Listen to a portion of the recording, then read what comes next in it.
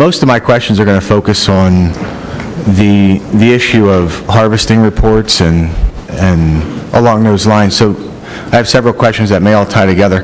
I guess I'll start with my first question, which is, when you're polling about deer population, why would you poll all citizens of the Commonwealth? And if you poll all citizens of the Commonwealth, it would be my assumption that you would heavily weight your polling to the hunters and the people who are experts in the field with regard to deer management, deer populations, and people who would see deer more than anybody. So why would you poll all citizens? Because, you know, look, we all campaign, we're all heavily involved in our districts, and many people would have no idea about whether or not the deer population is good, too many, too few, or right on. How on earth would the average citizen who doesn't know about hunting or spend time in the woods be able to answer that question? Well, you have to remember that we manage wildlife for all citizens of the Commonwealth, not just hunters.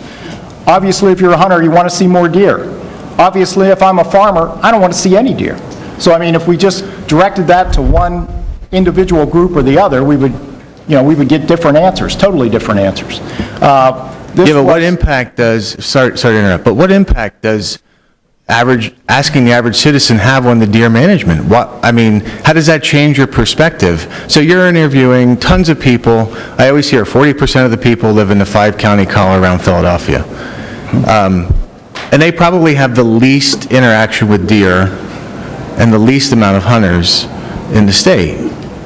So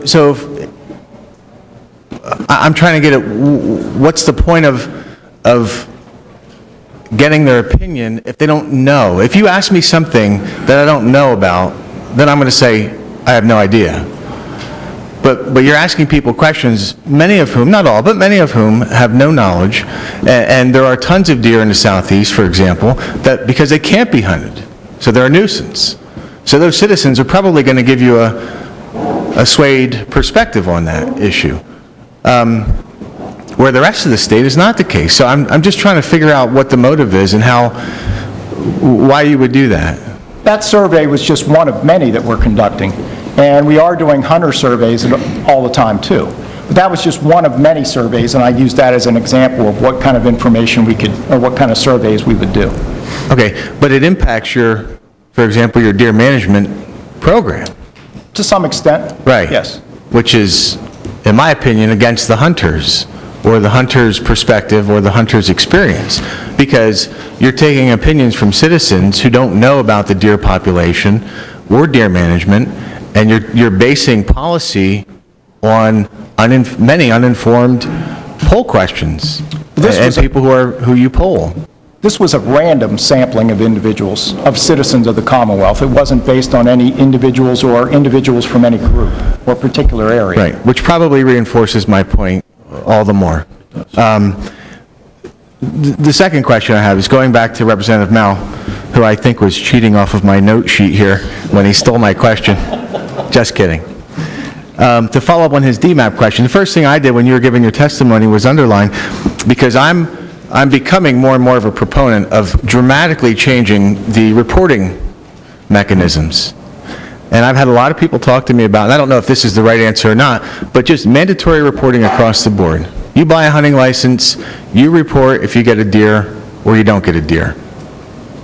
Now, several years ago when I first came on, 2 or 3 years ago, I asked multiple questions, and again, to Representative Maloney's point, you're in the interim, so I don't want to really, target you with these questions because, you're probably not going to be here for an extended period of time, but there's no data, there's no empirical data that I can see on a large scale that the Commission uses with regard to management. Changing the reporting mechanisms would be one area where that would be dramatically improved, or could be dramatically improved.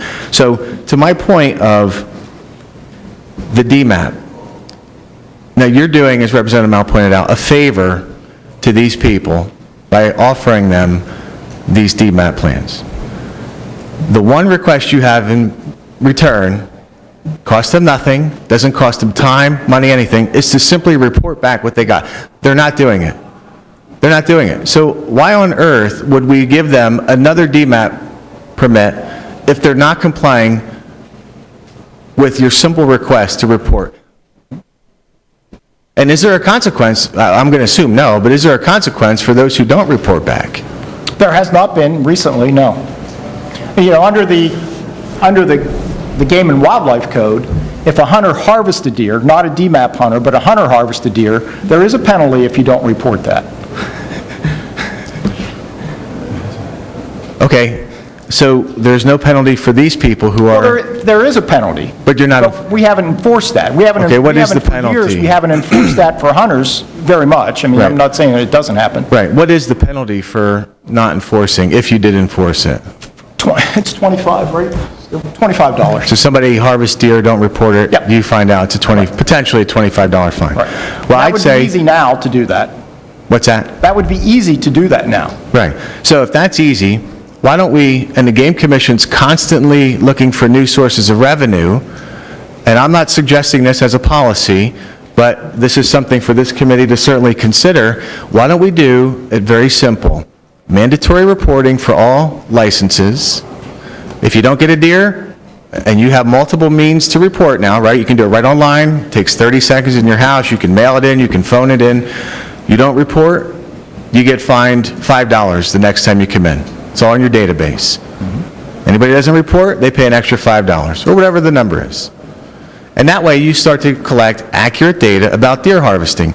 And in my opinion, I'm looking at this, there were 945,000 hunting licenses sold, and you're saying the harvest was almost 350,000, more than, so what you're saying in these estimated deer harvest reports is over 1 in 3 hunters harvested a deer this year.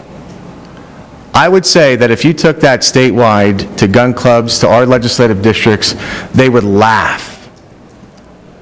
They would laugh at that number. They would think that was the biggest joke. They would think you were joking, that that was comical. And I could tell you, in my circle, and the circle of my friends' circles, this was probably the worst deer hunting season, and I'm an avid hunter myself and spend a ton of time in the woods. This is probably the worst hunting season I can remember in years, in probably 10 years. And so this idea of estimated harvest numbers has to go. And, you know, when the new deer management programs were changed, and there was conversation, the whole point of it was about buck-to-doe ratio, and I'm not going to get off that issue, because I had no problem with that.